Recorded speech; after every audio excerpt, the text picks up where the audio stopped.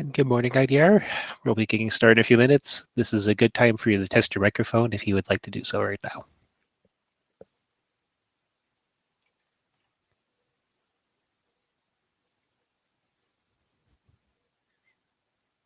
Hey, Jeff, can you hear me?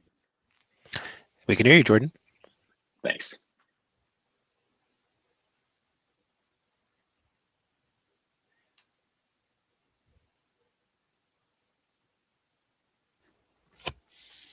Can you hear me? We can hear you, G. Good, thanks.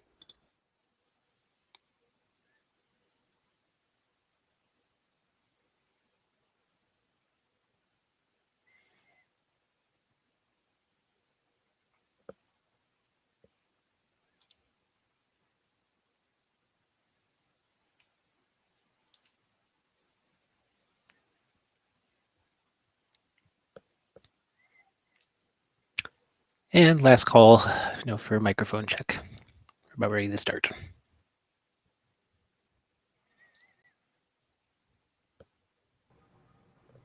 Yes, can you hear me? We can hear you. Thank you very much.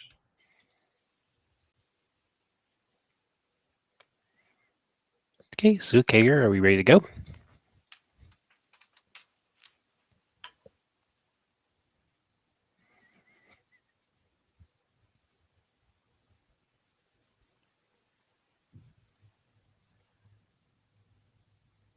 Sorry, yes, Jeff, good to go. Okay. Let us get started. Good morning, everybody, or good afternoon, where you may be. Welcome to IDR for IETF 112. Before we get ourselves started, we see that Sriram is showing his hand up in the virtual hand queue. Sriram, did you have something to add? It was by accident. It's okay. You've proven your microphone works. Okay, so we are working off of the pre-shared slides. Hopefully this will be nice and stable. A few quick administrative points early this morning. The IETF note well, this is something that each of you have agreed to as part of participating in IETF. You will see this not only as part of your conference materials, but ideally as part of every one of our slide decks. If you're looking for details about what each of these things mean, here are some links to each of the individual BCPs covering these things. You are bound by them. A specific thing that we are getting a little bit of additional emphasis on as part of this IETF is the IESG has requested that we remind everybody that IETF does have a code of conduct, and specifically it also has an anti-harassment policy. And if you find that for some reason that you are experiencing inappropriate behaviors in IETF, please contact the IETF chair or ideally one of the ombudsmans. In general, the things that we emphasize are what a friend of mine used to call kindergarten skills. We expect us to treat everybody with respect, ideally speak slowly and limit use to slang. We're a very international community and English is a terrible language. Please make sure that you use good logic, dispute arguments with no reason, use good engineering judgment, and ideally look for solutions that are best for the whole of the internet. So quick status for the working group.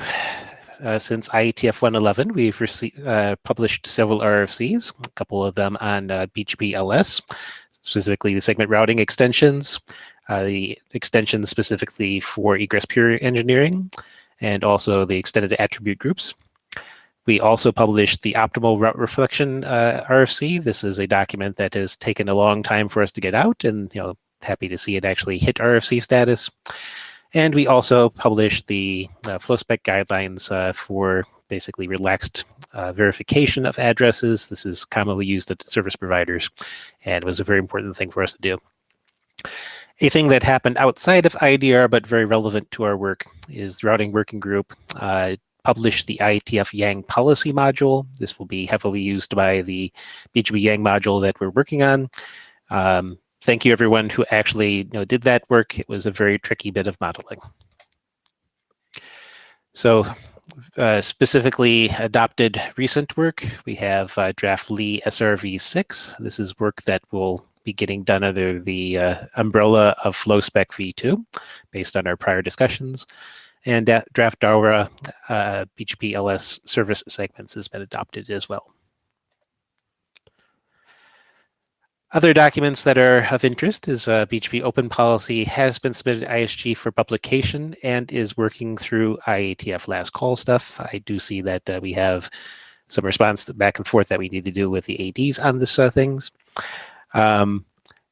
7752, BGP LS is going through BIS, and Ketan has responded to my Shepherd comments. We are at the process of quickly iterating as IETF week is progressing, and hopefully we'll have that resolved by end of week. The SRTE policy module is waiting for a Shepherd write-up, and FlowSpec RPD similarly is finished with the least working group last call. It was waiting on a consensus call and write-up. Kair, I think you had that one. What is the status in RPD?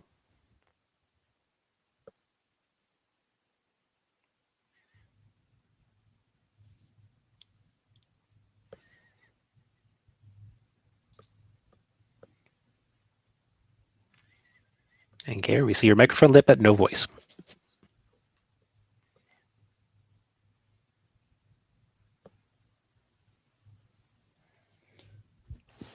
Sorry about that. Can you hear me? I can hear you now. Oh, super. Having some audio problems at my end. It has finished up the working group last call, and it's waiting for the Shepherd item. Right. Okay, so consensus has been declared then. Thank you. Okay, and the last of the list here is that the BGP Extended Community Registry has finished as working through IETF last call, and I don't think we're seeing much in the way of comments there. Hopefully that will be published very quickly. So we had a couple of interim meetings. On September 27th, we had an interim on FlowSpec v2, and the pattern of that was we discussed the functional contents for the upcoming FlowSpec v2, spent some time discussing the problem space for incremental deployment, and we also got a presentation on the SRv6 that we were talking about in the prior slide. The next set of actions that we'll have there is to complete a first revision of the FlowSpec v2 document and resume discussion of the mailing list.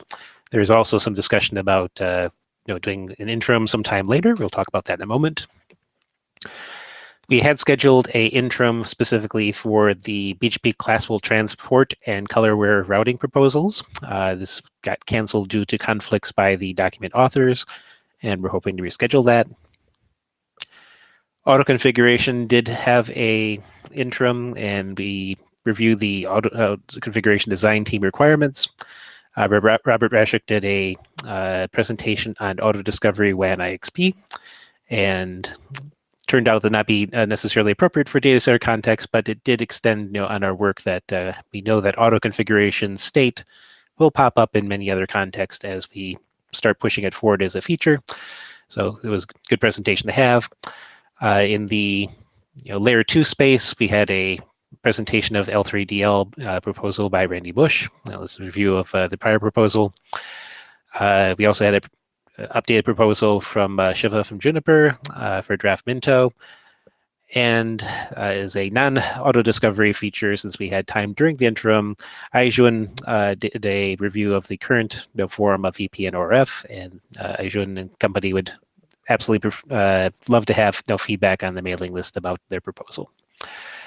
Our next step for auto configuration is that we are probably at the point of beginning protocol selection discussion, although there's, again, some discussion about perhaps having additional interims to maybe advance the work a little bit further.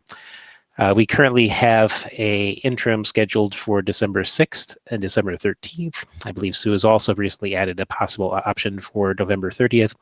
These are dates that are all just getting them into the IETF calendaring system. The topics that we're looking to have interim discussions about to try to advance the work out of the IETF meeting cycle, specifically BGP, CT, and CAR. We're definitely in need of working group discussion on these topics since they're going to be important things for the industry. Clearly, we have the existing work for FlowSpec v2 and AutoConf, and this also gives us opportunity to discuss things as part of just simply advancing things outside of IETF meeting cycles. we'll be doing coordination with the document authors to find acceptable dates. We do realize that end of year is a challenging time in terms of people's holiday schedules. So we'll be doing what we can to be most accommodating. A brief status update is on the Bgp Yang module. Mahesh did manage to get some advancement of the work since the last IETF. So please take a look at the diff there. Just checking to see if Mahesh was joined. He does not appear to be.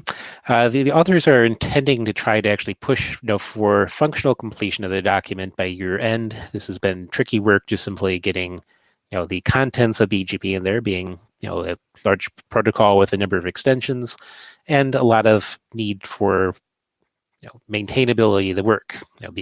The stuff that's going in the BGP module not only heavily leverages things based on as an example, the routing configuration module and the policy module that's been recently published, but we'll also be providing the fundamentals for things like several of the VPN models to use later on and extend, things like maintenance extended communities. There is an open GitHub on this. The authors do welcome contribution towards working on the issues. And that said, we're just hoping to have this done by end of year. We are going to need help for impartial reviewers because, over the lifetime of the document, everybody that has been asked to help work on it has become a working chair, and we'll need to get other people to take a look at it. A topic worth flagging individually is the Bgp multicast work. We're seeing a number of documents crossing a number of working groups that are overlapping, from our perspective at least, BGP and multicast type technologies. These things are crossing between primarily BES and IDR, although some of the work reaches into beer, Spring, and motivated in many cases by work that started in the PIM group. You can see a list of some of the documents on the right-hand side. There is procedural overlap. You did see a recent post from Jeffrey Zhang from Juniper, mentioning why his specific document is targeted towards IDR versus some of the work that's in BES.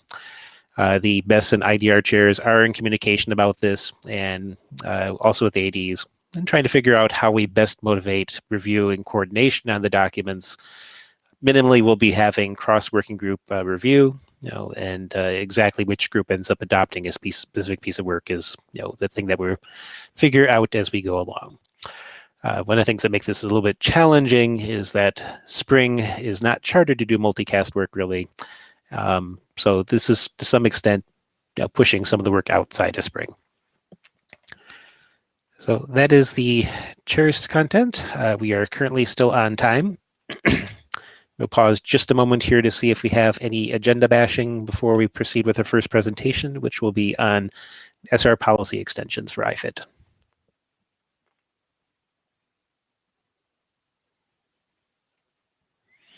And Joel points out on chat that Spring is not chartered to modify BGP, and many of us are thankful for that.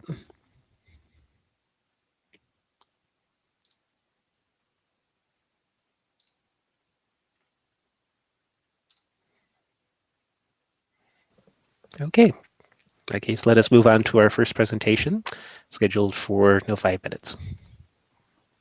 Hello, everybody. Can you hear me, Jeffrey? We can hear you. Okay, good. Yeah, this is a quick update about the Bgpsr policy extensions for IFIT. So next slide. Just a recap on background and motivation. So IFIT refers to data plane on path telemetry techniques, specifically in situ OM and alternate marking are the relevant methodologies we are discussing here.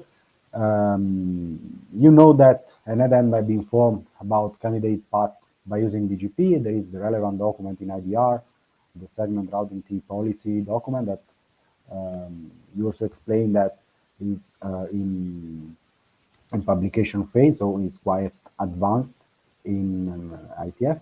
And this document simply complement the segment routing T policy draft in order to add the extensions to distribute as a policy carrying IFIT information. This way, data plane path elements can be enabled automatically. Next slide. Yeah, just a few words about the latest changes. We specify the application to control a domain. This is a strong requirement that was also discussed in other working groups like 6man about the data plane documents, such as the alternate marking document and also in situ IAM document. And this application is done according to RFC 8799 that for this kind of application, it is suggested, it is recommended to limit the application to control a domain. And we also improved the security consideration sections based on this kind of requirement or this kind of precondition about the limited administrative domain application. So next.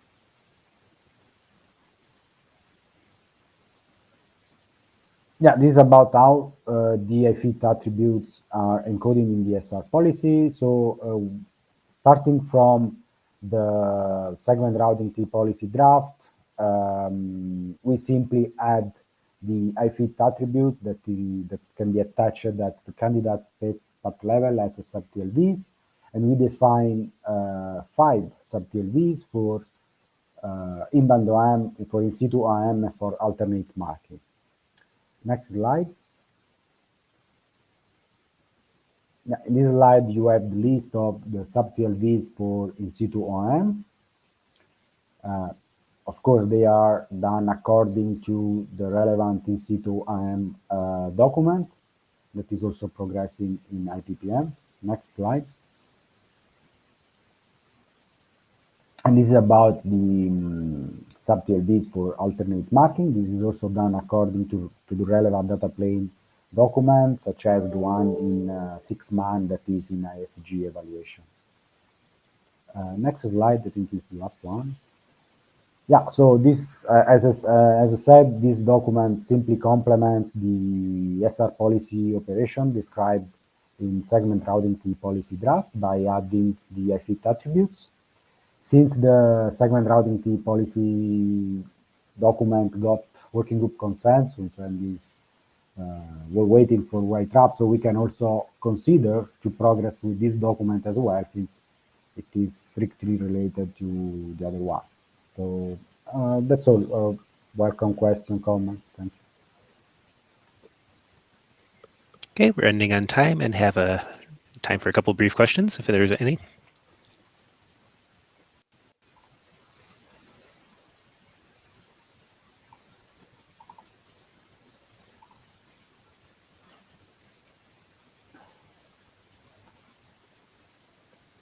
Okay, there appear to be no questions. Thank you, Giuseppe. Oh, actually, one moment. Yeah. Ka?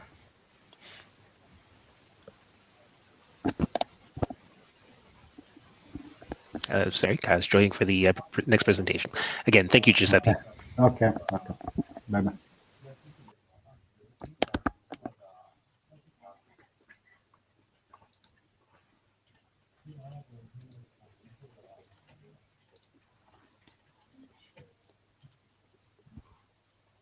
Hello, can you hear me? We can hear you.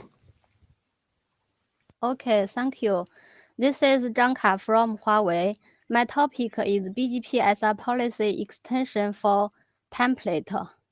Next slide, please. As we know, BGP can be used to propagate the SR policy candidate path to the head-end nodes in the network. And the Bgpsr policy encoding structure is as follows. In this structure, the basic attributes of the candidate path are defined in this draft. Next slide, please. But in application, the head node routers may need to enable many features on the candidate path. For example, in this scenario, there are 2 candidate passes in this SR policy. one pass is to be used as the primary pass has and with the preference 100. The other pass is to be used as the backup pass and has a preference 200. And the features for the two paths are different. For the primary pass, we need a backup path needed, seamless bidirectional forwarding detector needed, and the BFD minimum transportation interval is 10 milliseconds, and also the traffic statistics is needed. But for the backup path, the BFD minimum transfer interval is 20 milliseconds. So it's the two paths has the different features. Now we can use the template to describe these features. So this is the benefits to use the template. First, some features are only meaningful to controller and head-end nodes. BGP protocol no need to know them. So we use the template can show the information that BGP no need to know. Second, features may change frequently. Template can be used to avoid BGP protocol changes too frequently. And third, different SR policies with the same feature can use the same template, thus can simplify configuration and improve maintainability. Next slide, please. So we can use a template. For example, we can configure two templates on the router, and then we can use the controller to download to deliver the SR policy with different template ID. So template is to be defined as a group of features for SR policy candidate paths. And it can use an identifier which is meaningful to the head-end node of SR policy. And also template can be configured with template ID and template contents like this. So then the BGP protocols can carry the template ID in SR policy candidate path attributes. After the head node of SR policy receives the BGP protocol candidate path, it can find the contents of the template using template ID and then set up paths with the features defined in the template. Next slide, please.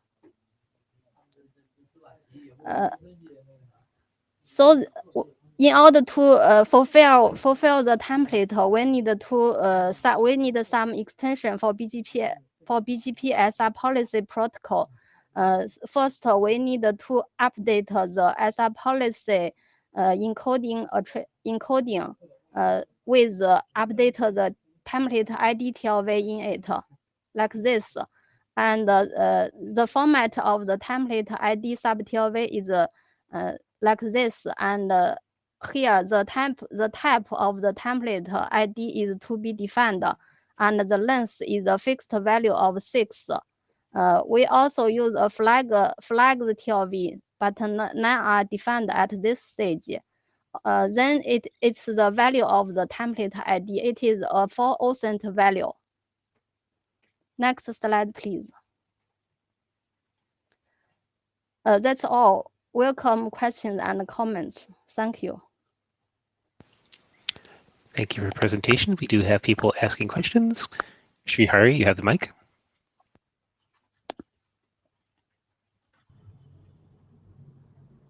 Hello? We can hear you. Okay. Question. So are you proposing this template ID to be globally coordinated number? How do you coordinate across multiple routers?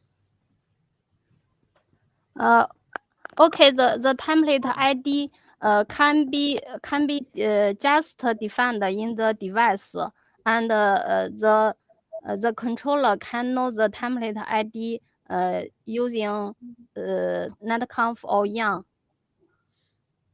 Also we can configure a range to be used as the template ID for the controller. The controller can allocate the template ID. So what if you see a template ID that conflicts?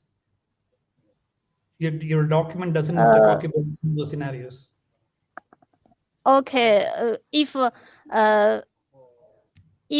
is, I think for the template ID is only to be used in the device, and if we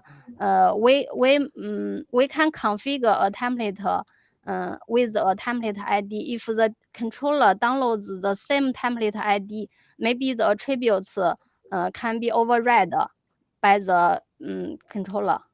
The template contents can be override and updated. Okay.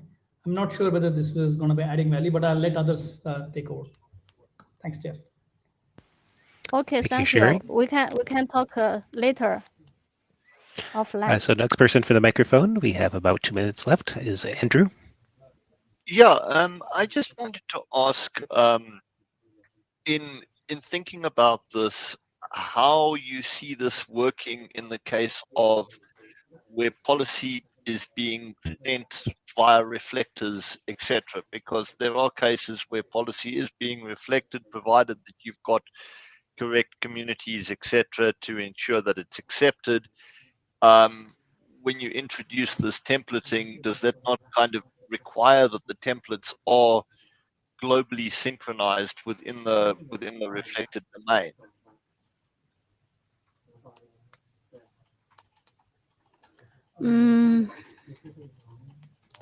You mean the template? How to get the template ID? Well, I mean, if I'm reflecting policy and it's got a template ID, then surely the routers that are accepting this all have to have the same ID. Otherwise, things are going to get very messy, which means that your template ID kind of has to be unique and properly configured across the entire domain. Otherwise, the reflection is going to break, surely, unless I'm misunderstanding something. Okay. I think the template ID and its content may just to be identified in the head end of the SR policy, and no need to be unique in the whole network. It is only used in the head end of the SR policy.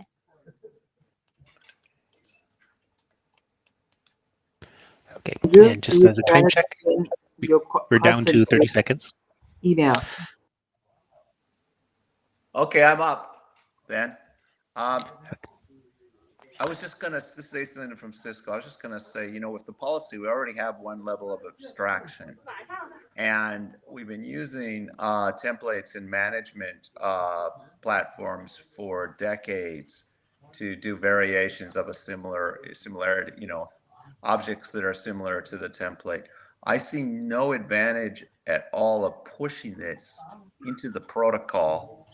And in fact, I think in this case, the feature is much worse than any possible benefit in terms of the problems that people have been bringing up. And those are just symptoms of this whole thing. This is just a bad idea. Okay, AC, I'm going to ask that be your comment. Shraddha, we have time for a very brief comment. Yeah, my comment was very similar to what AC was talking about. So what you could do is you can, on the router, you configure the template, and you can configure another policy to say all SR policies with having red in their name would use a red template and something of that sort, and that solves the problem. I agree with AC that I don't really see the benefit of advertising it in the protocol. Thank you. Thank you, Shraddha. Okay, thank you. Thank you, Janka. Please check the chat. There's a lot of comments there, and it sounds like we have good topics for email list discussion. Our next presentation. Okay, thank you. You're welcome. Our next presentation is going to be Bgb Hello? Extensions. Yao Lu, we can hear you. Okay. I'm Please go Yao ahead. from ZTE. Okay. And this draft is about BGP extension for SIMPOS entropy label position. Next slide, please. IFC 8662 proposes to use entropy labels for SR-MPLS networks. As described in it, determining the best place for ELI and EL label pairs may not be an easy decision. Multiple criteria may be considered, such as the ELD of the nodes along the path, and the MSD of the headed node and the binding seed node, and limitations like segment type. Maximizing number of LSRs that will load balance may also be considered. Next slide. This figure shows an interdomain scenario. The end-to-end path from node A to node E is calculated by a centralized controller. Along this path, load balance is required. The headed node in domain 1 may not be able to get the information of the nodes or seeds in domain 2, for example, the ELD of each node. In this case, it's difficult for the headed node in domain 1 to decide the best place of the entropy labels. Another choice is to perform the computation of the entropy label position along this path by the controller. And after computation, the SR path with the entropy label position information can be learned by the headed node via different mechanisms such as BCP or Bgp. And this document proposes extensions for Bgp to indicate the entropy label position in the segment list when distributing SR policy candidate paths using Bgp. Next slide. An E flag is introduced in the flag field of segment list sub-TLV to indicate the presence of the EL label pairs which are inserted after this segment. It is applicable to SRM-PLS segment types, and whether to insert the entropy label pairs is decided by the ingress node. Next slide.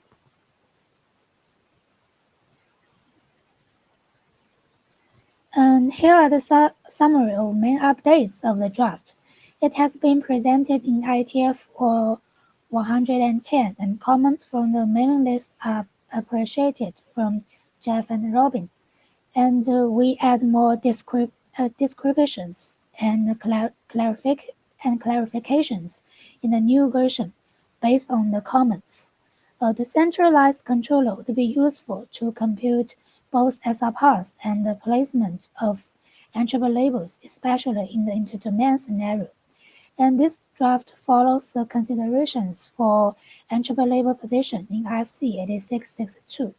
The values of entropy labels are still calculated by ingress node, as specified in IFC 6980 and IFC 8662. Other mechanisms are out of scope, and more text is added about how the controller gets the information needed to calculate the entropy label position, relevating the existing work. Next slide. And we request feedbacks and comments, and would like to ask for considering adopting of this draft. That's all. We have time for a brief question, if there are any.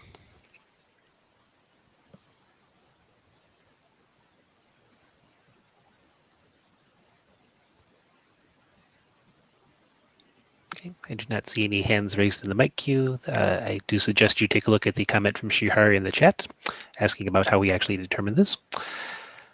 I believe you are also the next presenter. Yes.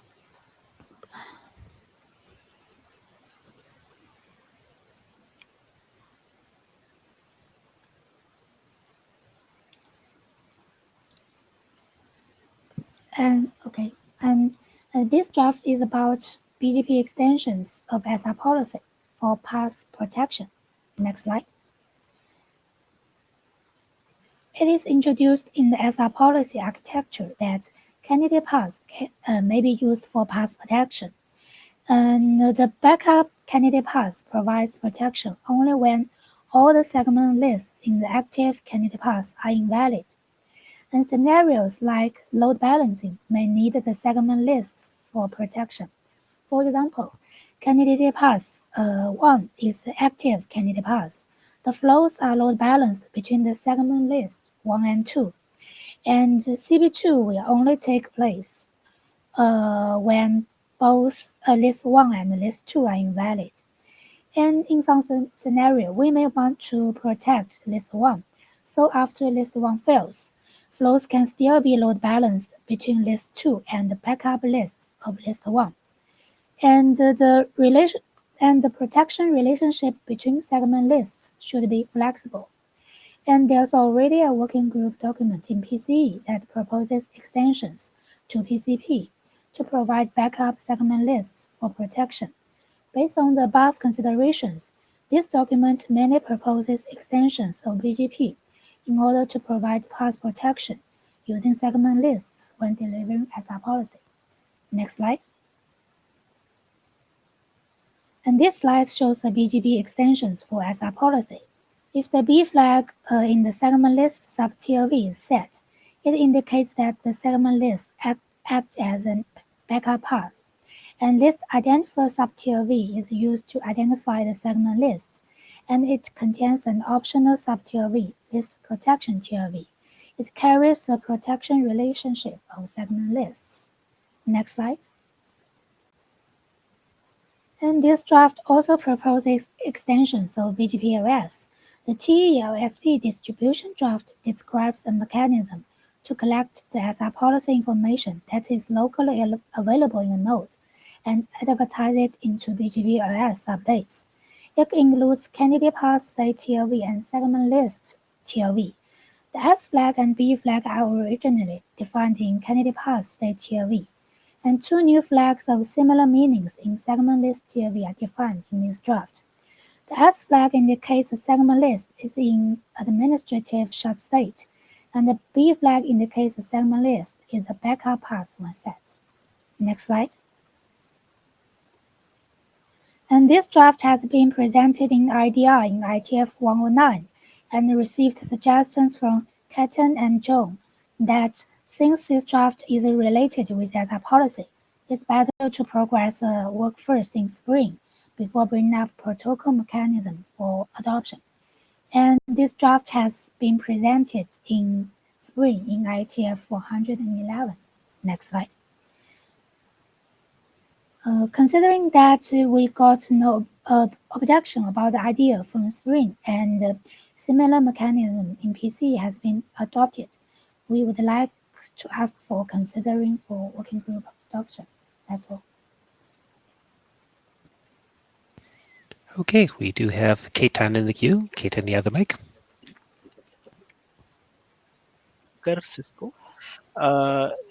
Thanks for this presentation update. I just wanted to clarify on my comment in the previous IDR presentation. The proposal here is to change the semantics of segment list from load balancing ECMP construct to active and backup construct. I believe that's something that should be kind of reviewed and updated in the Spring Working Group before this protocol extension is done. So what you're proposing here is a change to the SR policy architecture, and it's fine to do so, but I would suggest to do that first in Spring. Are you suggesting that we should first update the SR policy architecture? Yes, because the semantic there is of load balancing, right? So segment lists are for load balancing. They do not have the active backup construct. Okay. I think since there are already many draft update adding some attributes and some changes as our policy architecture. We will collect more opinions. We can discuss on the we can discuss on Spring sure. Mailer perhaps. Yeah, thank you. Okay, sure, thank you. And, thank you, Yalu. We'll make sure to capture that point in the minutes and coordinate with Spring, and use when this work should move forward in BGP. Our next presentation is point-to-multipoint policy. Homan, you have the mic. Thank you very much. If we can go to the next slide, please.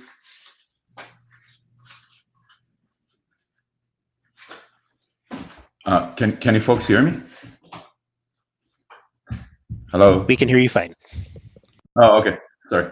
I have some audio problems, so if anywhere I drop, my colleague Andrew will take over and finish the presentation. With that said, I just wanted to give a little bit of update with regard to all the drafts that are out there for point-to-multipoint policy. As you can see, there is two mother and father drafts. There is the replication segment, and then there is the point-to-multipoint policy under.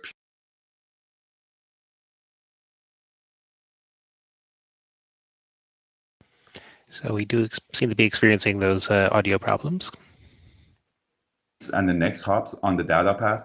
The point-to-multipoint policy, to make it very short and sweet, are the candidate paths.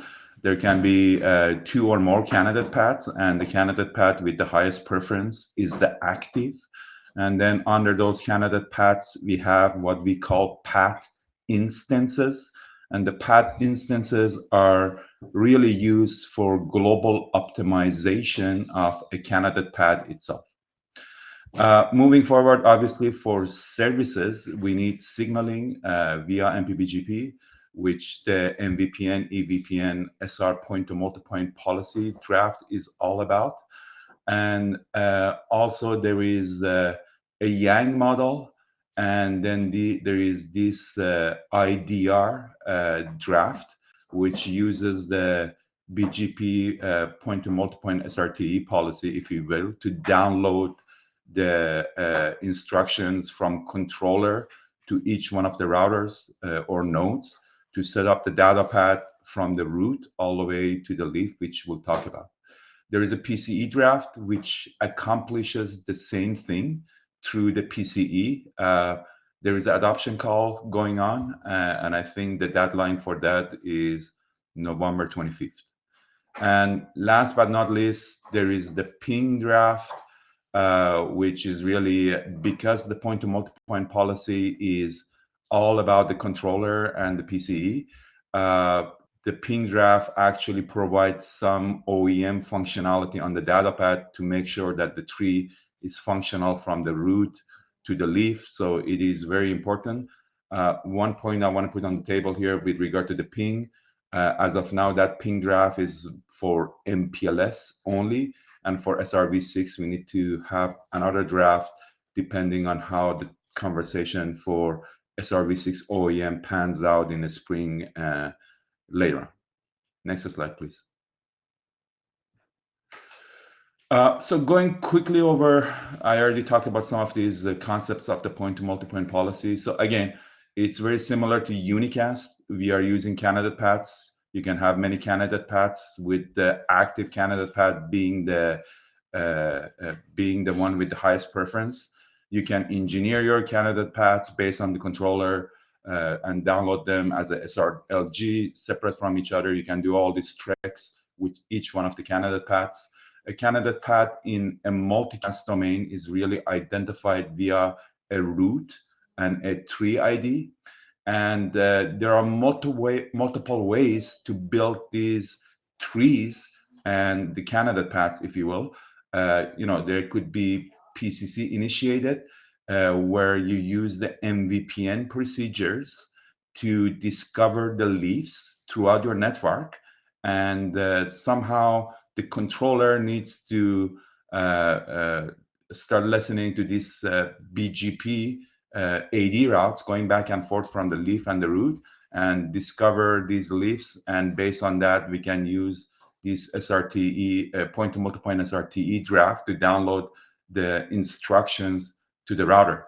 With the same token, you can go on the controller itself and program the tree manually from the root to the leaves, and then the instruction will be downloaded via this draft. Next slide, please. So here's a visualization of what I just talked about. Sometimes a picture speaks 1,000 words. So again, at the root, you have the candidate paths. As I said, you can have multiple candidate paths. The one thing I want to stress here is the instance IDs or the instance paths.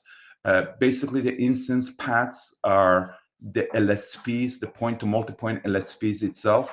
As I mentioned, each candidate path can have at least two instance paths. And the reason for that is because we want to have a global optimization. So if for whatever reason the controller decides that it wants to optimize a candidate path, it downloads a second point-to-multipoint LSP via the instance path number 2, and then we do MBB procedures from one instance path to another instance path on the candidate path itself. And then you have the replication seeds, which are the replication points. And obviously, these replication seeds can be steered via unicast SR policy, and they can be connected via unicast segment routing throughout the network. So it's a very powerful concept. You only do the replication at the points that you desire. Anywhere else, we can use all the goodies of unicast SR policy that are out there currently, including fast reroutes, ECMP, etc., etc. Next slide, please. So we made some changes with regard to the Bgp Nlri and route type. As of now, there is a single Nlri, as you can see in this picture, and there are 3 different route types. So one route type is for the point-to-multipoint policy itself to download the candidate paths.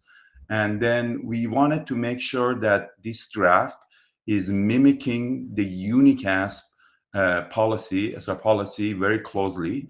And as such, we change the route types for the replication segment, which is the instructions to program the data path on each node. So we came up with a route type, which is the binding seek. The binding seek is really the ingress label coming into the node, which identifies the replication segment. And on the egress, we came up with the outgoing interface route type. So that's OIF route. And basically what it is it downloads each single outgoing interface as an individual object, if you will. And doing so, it makes it very much in par with the unicast SR policy draft that is already in the IDR. So by downloading each OIF, it's as if like you're downloading a unicast for one of the branch of the trees, and it really becomes in very nicely with what we already have on the unicast side for the SR policy in the IDR. Next slide, please. So I'm not going to go too much into this. This is the point-to-multipoint policy for the candidate path itself. As you can see, we download each candidate path individually, and then you have the path instances, which I already explained, that are used for optimization of each candidate path. There is an optional leaf list that's just for debuggability. If it's a control-initiated tree, then you can download this leaf list to the router as well, just so that if you have a show command or if you have a event, the router can actually say that here are my remote leaf lists. That's the only reason that we download those leaf lists. As such, they're optional. Next slide, please. So here's the point-to-multipoint, and I think I made a mistake here. This is not the policy. This is the OIF, the outgoing interface. Again, the point here was we wanted to make this very uniform with the unicast SR policy, and as such, we are downloading it one outgoing interface at a time, rather than downloading the entire replication segment with all the OIFs. Downloading a single OIF at a time will allow us to download a segment list just for that OIF. And we use the same concepts of unicast, which is the ECMP per weight. And we also added the protection in there, which was your previous presenter kind of presented the concept of unicast, the concept of protection for unicast. We do have such a concept for multicast as well. Next slide, please. So obviously, as always, comments are welcome. We would like to beef up the draft, and we have already done the IPR call that was done on the last IETF, and we are asking for adoption again in this IETF to go forward. Thank you.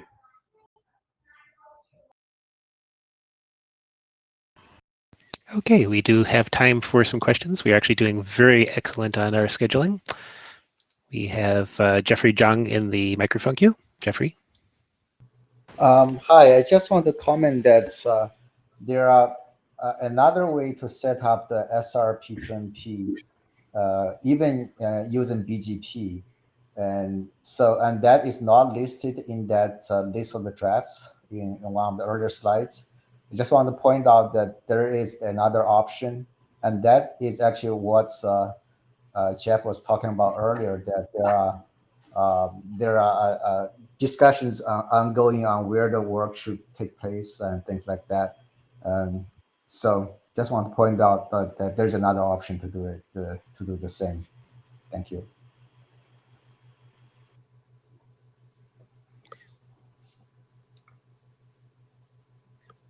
Okay, Huaymo, you have the microphone. Yeah, can you hear me? We can. Good.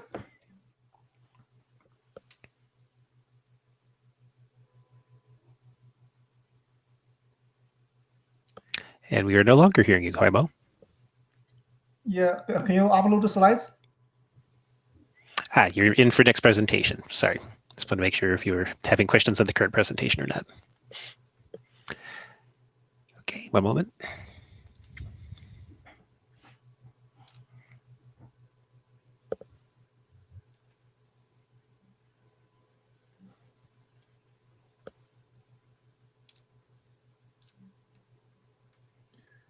Hello, everyone. Today I'm going to talk about the BGP for BATE path. Next page.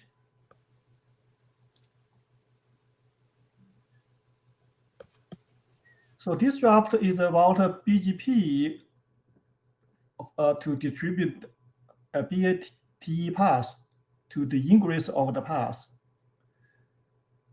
So we know BGP has already been extended to distribute different type of point to multi-point multicast passes using PMSI tunnel attributes.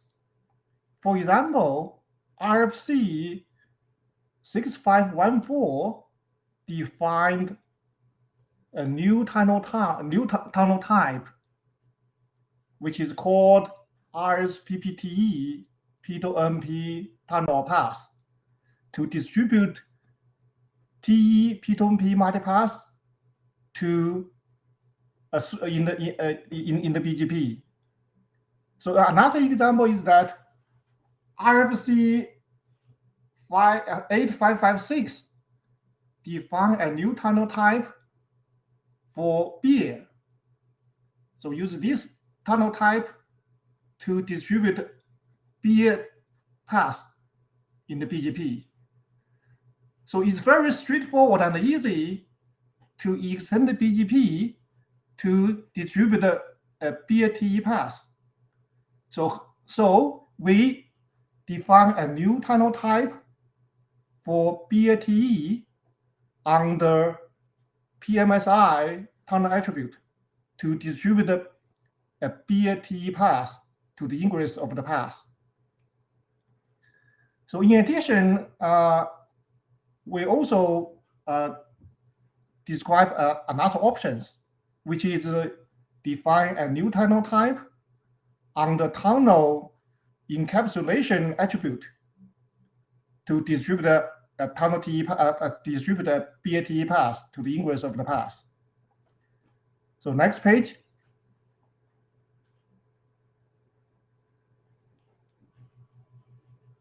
So under PSMI tunnel attribute, which is attribute type 22, so we define a new tunnel type for BATE.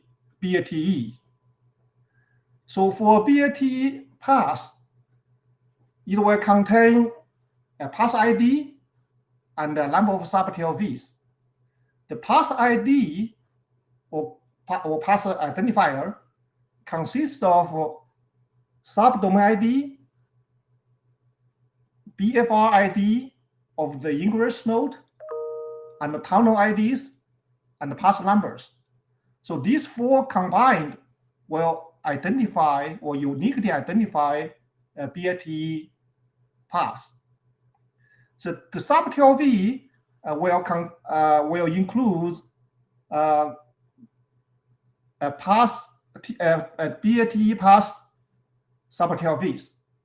So this subTLV will encode the explicit BATE path. In addition, the subTLV may contain a BATE path name subTLVs, which indicates the name of the BATE path. So next page.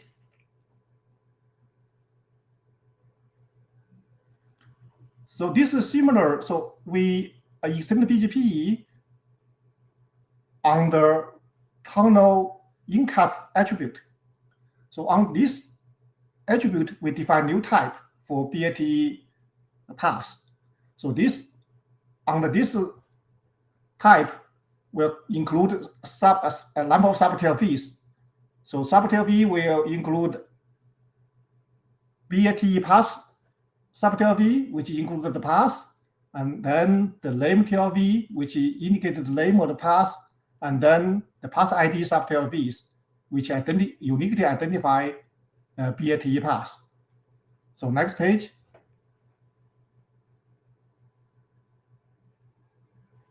So we describe two options for BGP to distribute the BATE path to ingress of the path. So both options are straightforward. So we would like to ask comments, and also we would like to request adoptions. Thank you. Okay, we have Jeffrey Zhang at the microphone. So Huaimo, you talk about the two options here. It's not clear to me whether you are going to use one of the options or are the two options going to be used for different purposes. And another comment is that here you're just talking about the encodings, but exactly how they're going to be used, I assume they will be talked about in another working group, or is it in BES or in BEER? Yeah, regarding the first question, so two options. I think we just because this is we just propose two options. I think both options will be equivalent. From my point of view, looks like the first option is preferred. I think in the finally, well, one option will be selected. So that's you reckon the first question. So the second question is about the application of this one. I think in the draft or in the first presentation in the NASA IETF, I think we described how to apply these extensions. Basically, my understanding is to your question is that how do we distribute the path to the ingress? Is that your question? So if that's your question, and then we described in more details in the draft. So my comments here is that well, first we should pick which way to go, and then we can adopt it. And I haven't read that draft yet, so I assume that there either this draft or another draft that does talk about the use case, and typically it will be adopted in a working group where the use case is for. For example, the PNZ tunnel attributes was initially designed for MVPN, and that was in the best working group. And here you are, if you are going with the PIMSy tunnel attributes option, I assume this is going to be used in some applications like MVPN or EVPN, and seems that the best working group would be a better place to adopt. Yeah, I think regarding the application, and then we can. So this is the multicast tunnels. So you can use it for MVPN, and also it can be used just carry the multicast traffic, right? So is this it's not used limited to one application or one application scenarios or cases? Is this used to set up Jeffrey, the tunnel? this is Sue. Just a minute, Jeffrey. Some of your logic is not necessarily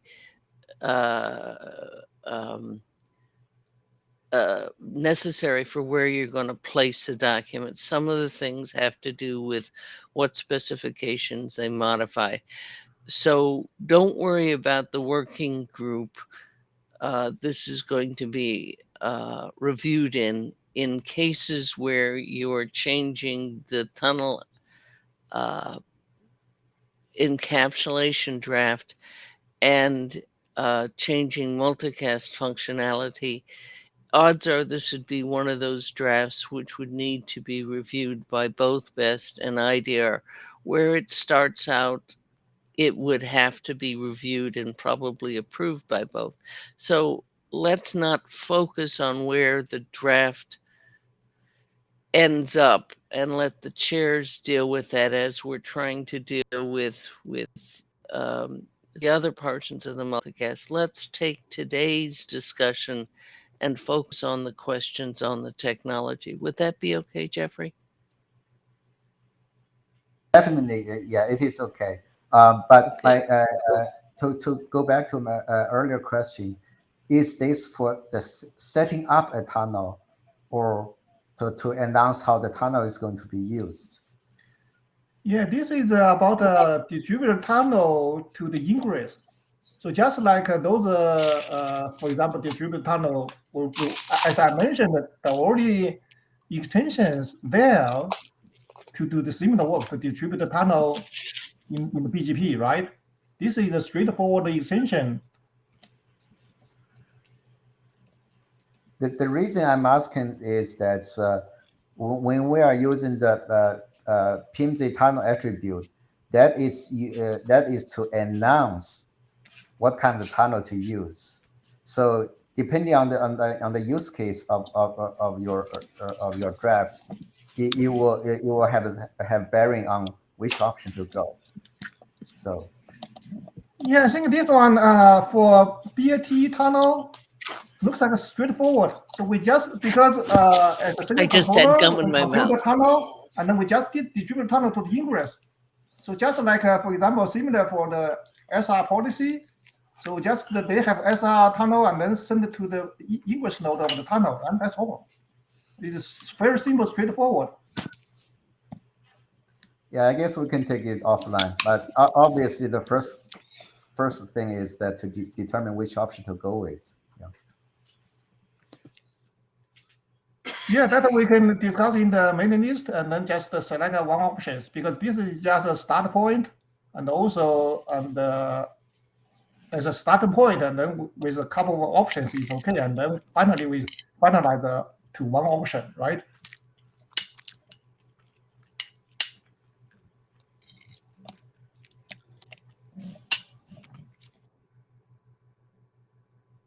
Okay, we also have Drew in the microphone queue. Yeah, thanks, Jeff. Jeff, my comment was not related to the slide per se, but since we have a little bit time on the agenda, I wanted to discuss maybe to the chairs and the AD. Looking at the agenda today, like, all the 6 presentations that were presented so far have a similar work happening in PC working group as well. And as a PC working group chair, I haven't discussed this with my co-chair yet, but this thought came to my mind. I wanted to discuss. what could we do better so that the coordination between these drafts happen a little bit better? Because I've seen, like, there have been cases where things have been missed, flags have been missed, and now we are writing extensions in PC working group to add those flags back and stuff like that. So what can we do so that the work which is common don't miss things out? There is still coordination between them. Should we do a wiki? Should we ask authors to commit that yes, they have reviewed the document in other draft and made sure that things are aligned? So I wanted to check, like, what thoughts, like, maybe you have, or we can discuss this later, but something that I wanted to discuss further. Thank you. Okay, and before Sue speaks, based on what we have left in the scheduled queue, if it's okay with Sue and Kayer, I'd like to reserve at least 15 minutes for this discussion. I know it's near and dear to Alvaro's heart as well. Sue, please go ahead. Drew, we should get together as chairs, but I've also put a wiki on a part on the IDR wiki for you to tell me which drafts need to be reviewed. So if you look at the IDR wiki, you'll find a place for it.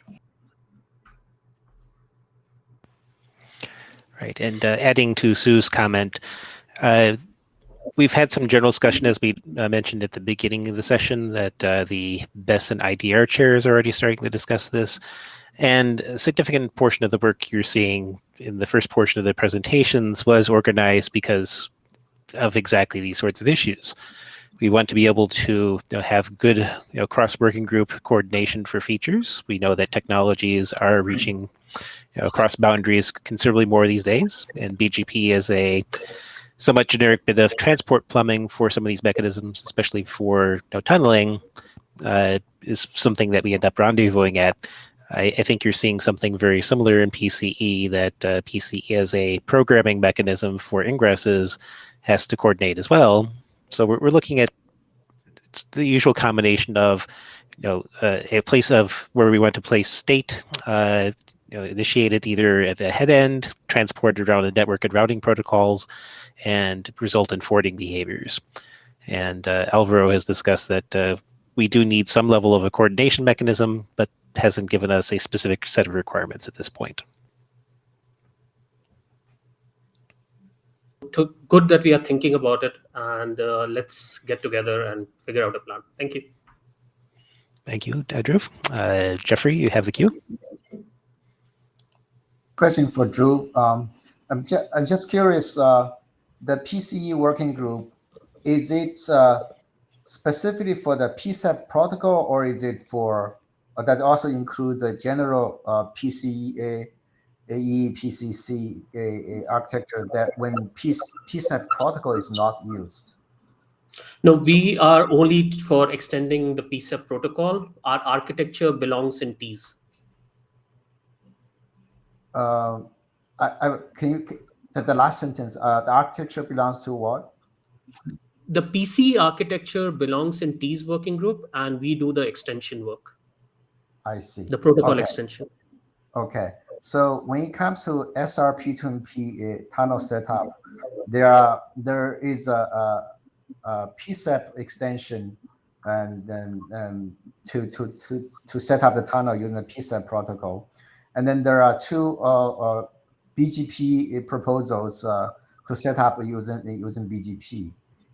So the presentation that the woman did earlier is specifically about using one way of using BGP to set up the SRP2MP tunnel. But indeed, when it comes to SRP2MP, there are different ways to set up tunnel, including the PSAP.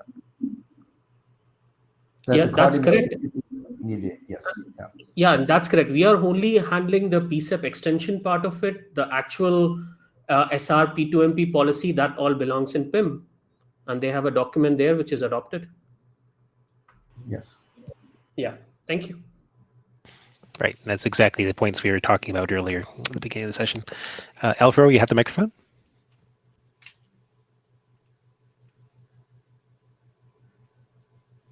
Yes, good morning or good afternoon, whatever you are. Yeah, so this keeps happening more and more, and I just posted on the chat that we keep seeing this more. As you guys have already mentioned, that multicast or point-to-multipoint work that's coming up in BESS, IDR, Spring. There's some PCE work as well, PIM, beer, etc. We need to find better ways of doing this, and Martin, John, and I have been talking about this, and we don't have a silver bullet, to be honest, on how to solve the problem or how to make cross working group work better coordinated. It would be really nice if we could find a consistent way so that we don't have to reinvent the wheel every time something happens or every time something comes up, but so that we have, as not just working group participants, but chairs, the ability or the tools to find that better coordination. So I think one of the things, for example, is what you guys mentioned here about having a wiki with drafts, etc. Of course, we then need to know how to find that wiki, and we need all the authors to know that. We've been talking about, and Jeff mentioned that up in the chat before, about some type of review team to try and coordinate things across working groups. Some of the things that we're seeing is, for example, based on the point-to-multipoint architecture in PIM, there are multiple solutions. My opinion, personal opinion, is that multiple solutions are not necessarily bad, but we need to coordinate them. And if we're going to have multiple solutions, we need to just make sure that they are properly reviewed across multiple places. If not, if we are going to make the decision to not, then we also need to make that decision somehow. So we need to figure out not just where the drafts are going to be potentially adopted and last call and everything else. Obviously, we're doing Bgb extensions. IDR is the obvious place to do that. But we would need, of course, review from other places. We need some type of coordination. So we've been talking, as has been mentioned here, to a bunch of the chairs to try and gather ideas and try to figure out what is the best way going forward. This point-to-multipoint thing is the one that is, I guess, at front right now for us, and we'll probably try something. I don't know exactly what yet. And maybe that will become the consistent way.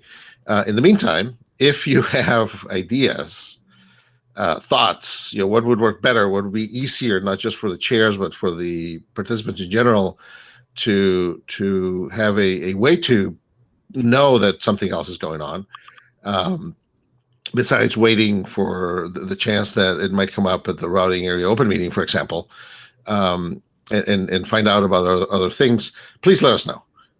Talk to me or Martin or John, or all of us at the same time, whatever you want to do, and we'll be happy to listen to that. We're still looking for what is the best way, but yes, we don't have a silver bullet.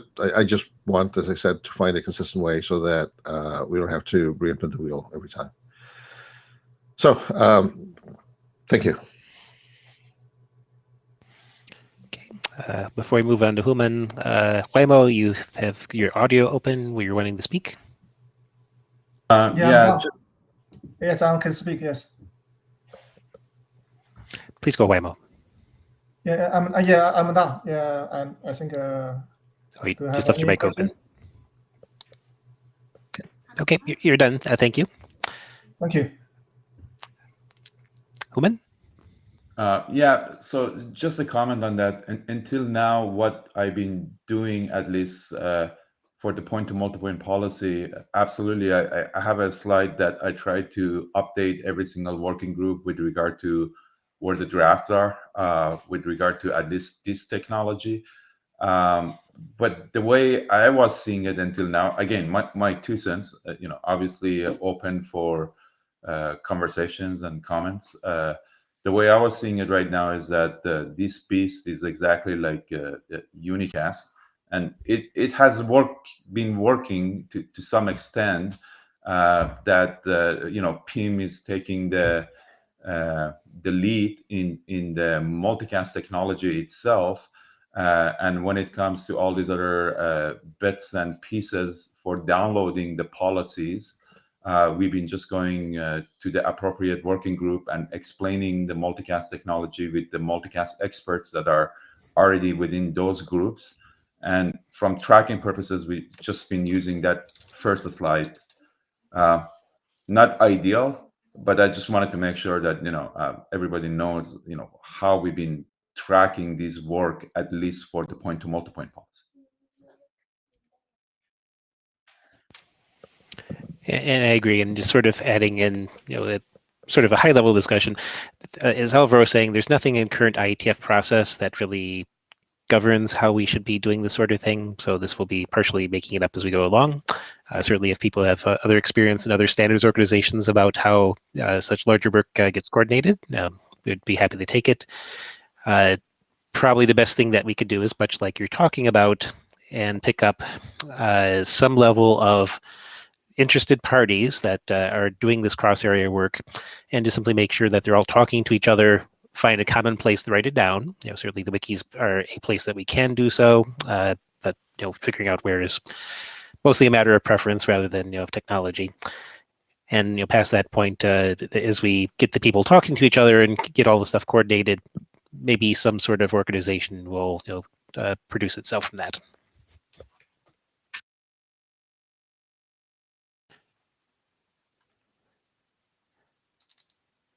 Okay, Sue, you had your hand up.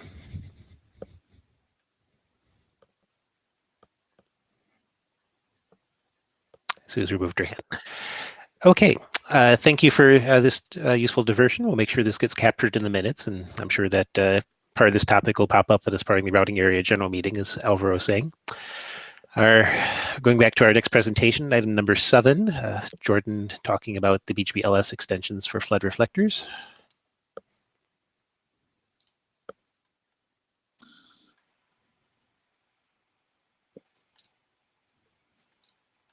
Can you still hear me? There we go. Sorry about that.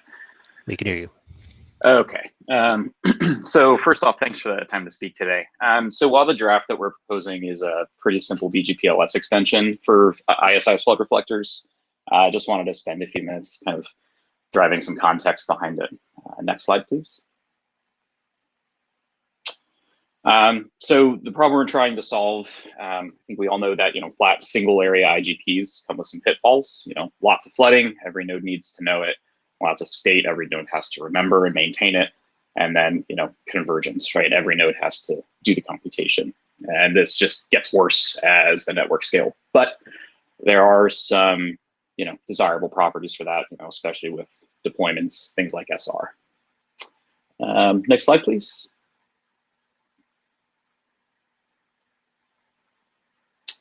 So just trying to visualize it a little bit, just a example topology, relatively small, flat, level 2 ISIS network, stable flooding domain.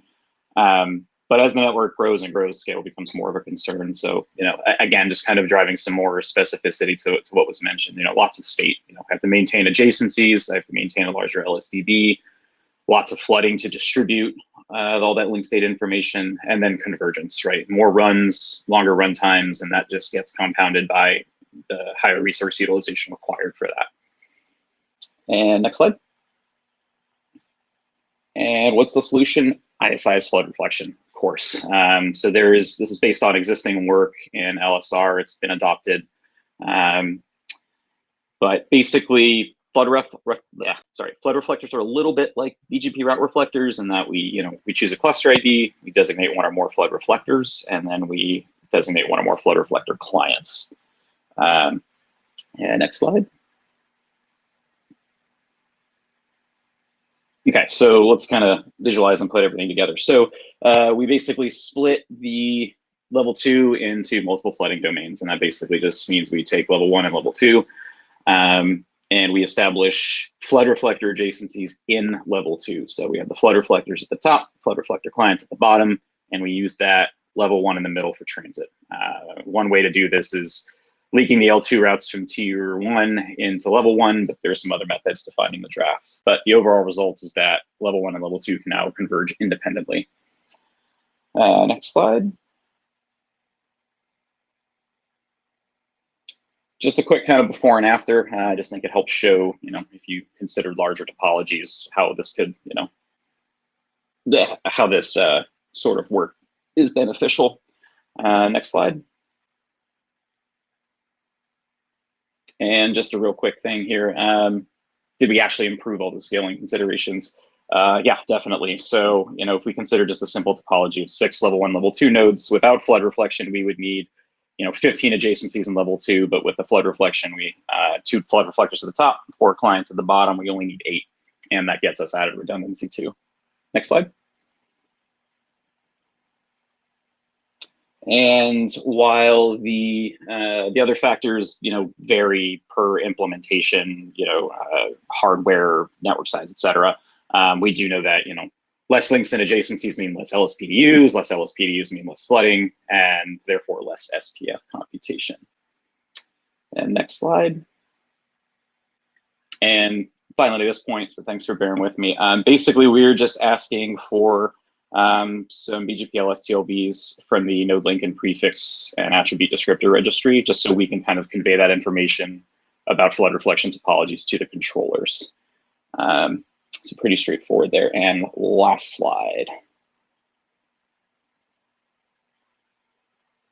So what's next? So with the existing flood reflection work already being adopted, we are asking for adoption here for this draft.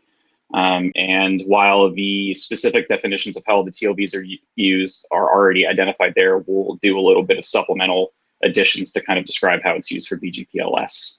And as always, comments are welcome. And that's it. Okay. Thank you for the presentation. We have plenty of time in the queues. Do we have any questions? And while we're waiting for any hands to go up, this is a place where I'll note that we have had discussions with LSR, and it's perfectly fine to have a separate BGP document. We could also have unified BGP LS extensions and LSR documents, and it's non-controversial to have a feature pop up in BGP after it's already been through LSR.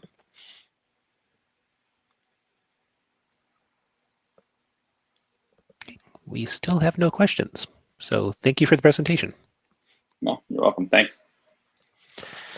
This moves us to our last presentation, and since we are remarkably on time this session, we have room for further discussion afterwards if that is people's desire.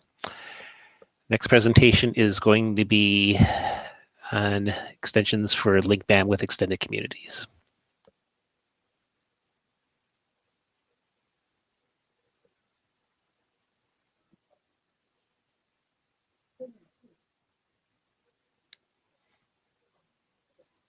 Hi, can you hear me? We can hear you. Okay. Here we go. My topic is the extension of the linked bandwidth. Let's start, please.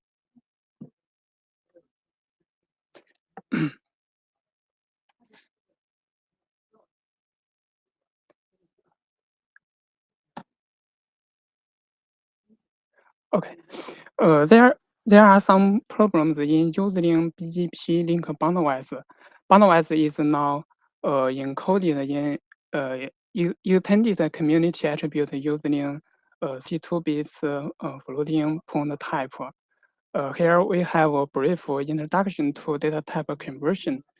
As shown in the figure, in floating point numbers fraction determines the precision. The size of a number depends on exponent.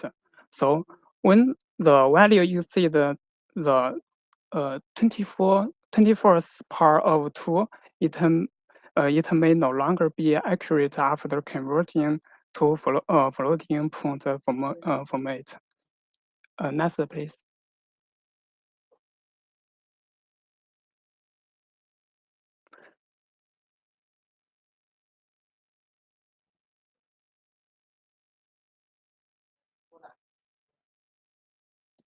Okay. The implementation of the floating point conversion may cause some problem, and we had the problem earlier. As shown in the figure, establish a Bgp peer relationship between router A and router B. Router A configure and export policy for Bgpsr. The policy contains set link boundwise 65566 kbps, and router A converts the boundwise to a floating point number and advertises in updates. The boundwise value 65566 kbps is converted to 8194750 bits encoded as 4A1D4C information point formation.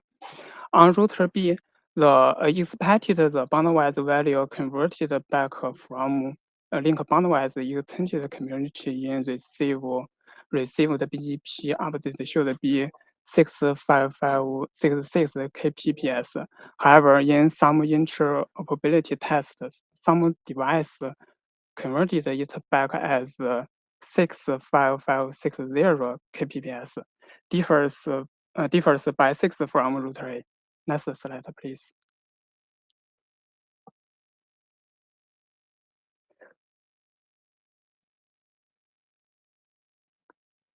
Okay. Proposal is to use the combination of units and unsigned integer to accurately represent the boundwise value, such as link boundwise EC in BPS unit, and so on. Here we have a simple usage as shown in the figure. Root A configure an X policy for Bgpsr. The policy contains set link boundwise 1,500 megabyte bits per second. On router B, the link boundwise value is obtained directly, avoids the problems with the floating point format. Next slide, please. Okay, welcome convenience and discussion. That's all. Thank you. AC, you have the microphone.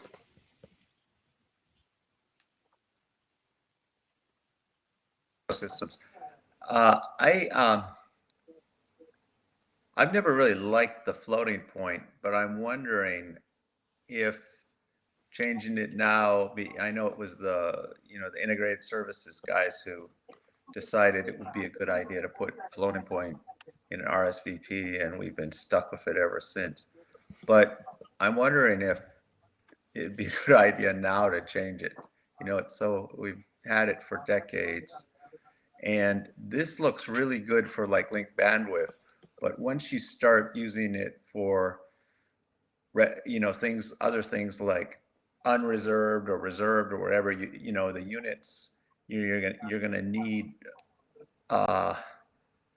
fractions. Even if you have 400 gig to start, the pieces of it are going to be different units, and handling all these units, I think it could get unwieldy. I don't like I said, I haven't thought about it too much, and I don't really like the floating point, but I don't know if now is the time to change it.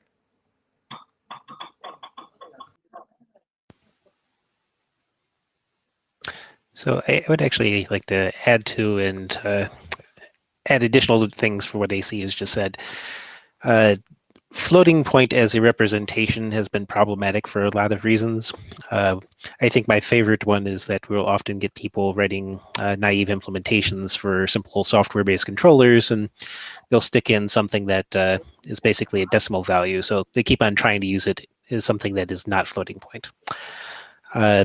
Second problem that I agree with that AC's brought up, the floating points that we're using are low precision floating points.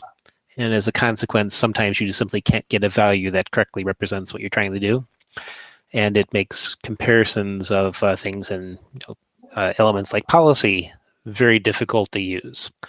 So there's a lot of bad things about our current format. But the thing I do want to add in is that really two details.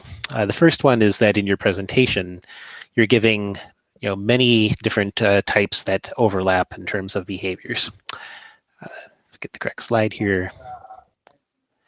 So as an example, as Shrihari is pointing out in chat, part of the question is, are these powers of 10 or these closer to standard computer-based powers, 1024 rather than 1000 as example. But on top of that, we also have the detail that if you happen to have two BGP communities that have overlapping semantics, just because the units can shift around, the generic community code in most implementations don't know what to do with that.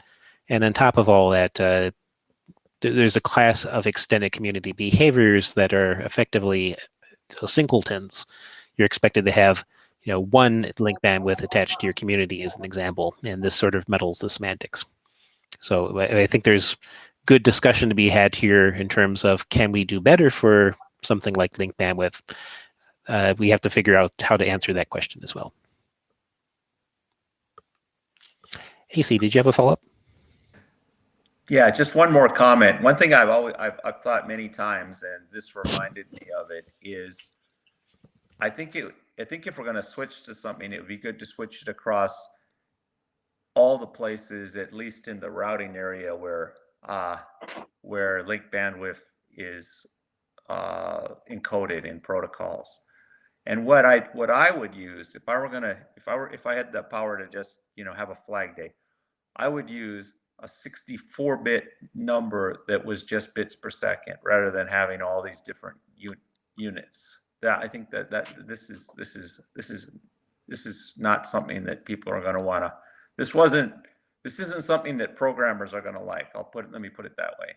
To have all the different the expression of all these different units.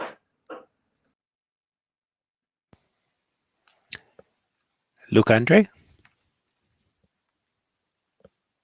To add that this actually came up in BESS with when we considered reusing this extended community, and we ran into very quickly the issue of specifying 1 gigabit per second, or unit gigabit 1, and then unit megabit 1000.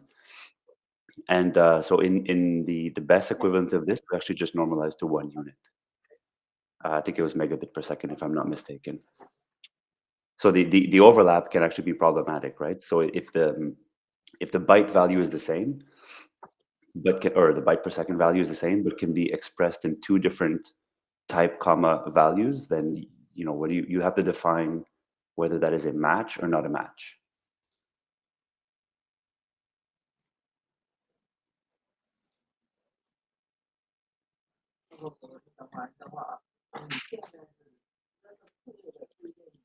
Be a good argument for the 64-bit number of bits per second, consistent units.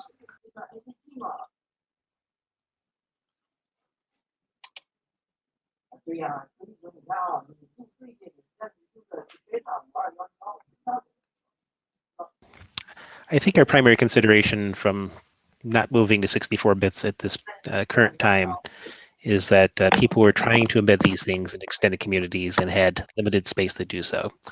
So this perhaps move is a different direction about how do we encode this on the wire.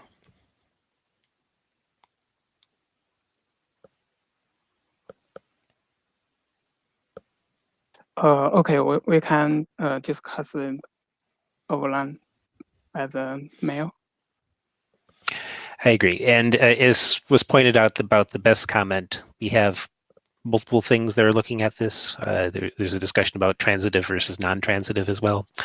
So certainly thank you for bringing this draft to IDR. I think it's a good conversation to start. We're seeing this again across more than one working group, and perhaps this can be part of our motivation to do better about link bandwidth.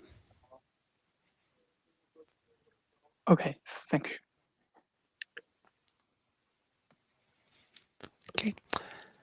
We currently have 25 minutes left in our time slot. This is the end of our presentation materials. Before I open up in general, Care, Sue, did you want to add anything, set a specific a thing of topic for discussion?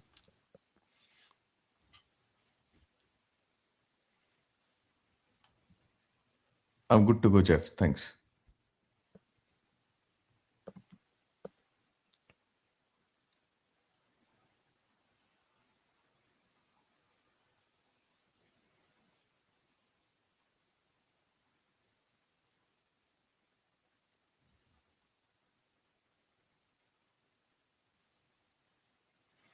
Okay, and Sue seems to be having some difficulties with her microphone. We'll give her one more moment.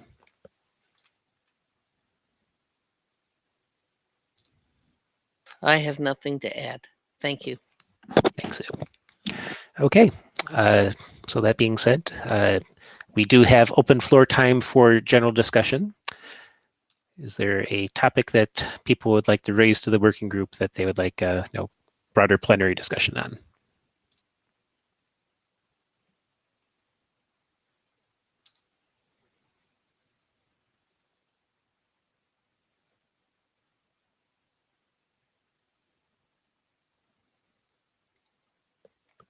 Okay, well, it appears that we have been efficient, and given that we have people in many places around the planet that would be happier for a little bit of extra time off, I move that we adjourn.